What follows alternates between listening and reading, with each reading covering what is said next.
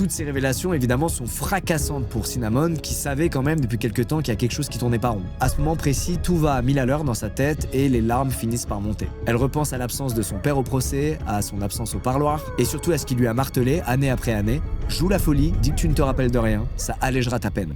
Ça y est, Cinnamon n'en peut plus de vivre dans le mensonge. Elle s'est jamais sentie autant trahie, abandonnée et utilisée par son père. Alors enfin, elle balance tout à l'inspecteur. Pendant plus d'1 heure, elle va lui expliquer ce qui s'est vraiment passé ce soir-là et ce qui s'est passé les semaines et mois précédant ce crime. Elle avoue que tous les trois planifiaient ce meurtre depuis des années, que Patty et David sont bien complices. Elle avoue qu'en réalité, elle se souvient de tout et que c'est même pas elle qui a tiré ce soir-là. En un claquement de doigts, Cinnamon brise des années de silence et relance l'enquête de toute une vie pour Jay. Elle explique que David lui répétait sans cesse des choses au sujet de Linda. Elle en avait soi-disant après lui au point où elle voulait le tuer. Elle était soi-disant extrêmement jalouse de son succès au point où elle voulait reprendre à son compte son entreprise d'informatique. Évidemment, c'est des vulgaires mensonges de David, mais Cinnamon, qui était qu'une ado émerveillée par son père et qui lui vouait une admiration folle, elle a fini par y croire. C'est une longue, très longue emprise que David a réussi à avoir sur ses filles après des années de manipulation comme on l'a vu.